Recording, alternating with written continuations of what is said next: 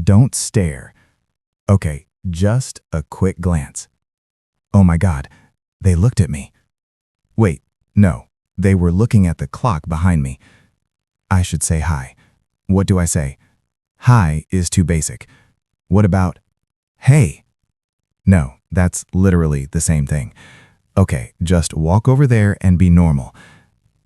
Yep, I am walking in the exact opposite direction. Perfect.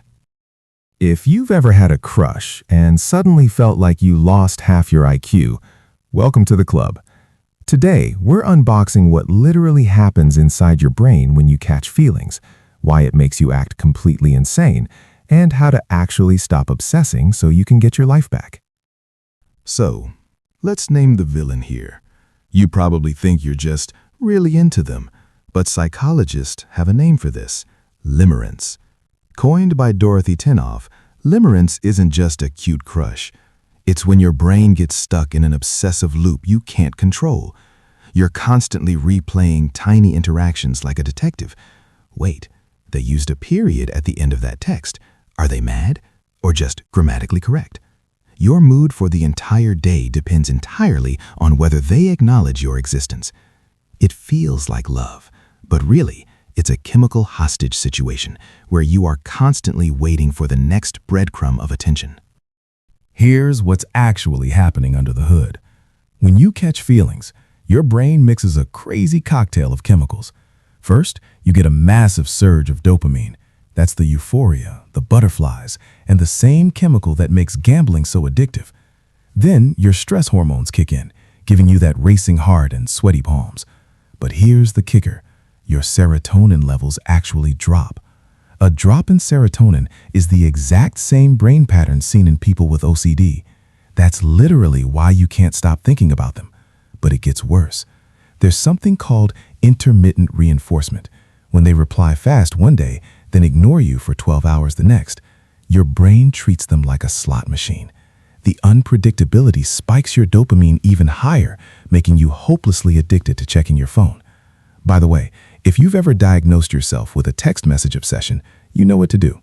Hit subscribe and let's fix it. Because your brain isn't broken. It's just temporarily wired to fixate. Now, society's advice for this is terrible. Everyone says, just play it cool, be aloof. So, you try. You type out a super casual hey with no punctuation. You delete it. You type hi there. You delete it. You send a meme. And then, the waiting game begins. You stare at your screen. You check your phone 47 times in the next 10 minutes. You open the fridge just to look inside, then open other apps just to see if your notifications are broken. You cannot logic your way out of brain chemistry by just pretending you don't care. It actually makes the internal panic worse. So what do we actually do about this? You need to hack the system back. Try this tonight. Step 1 is the awareness label. When you feel the obsession kicking in and you want to check their socials for the 5th time, pause and say out loud, "That's my dopamine talking, not reality." Just naming the chemical out loud pulls you out of the emotional brain and back into the logical brain. It sounds weird, but it actually reduces the urge within seconds. Step 2, the 3-date reality check.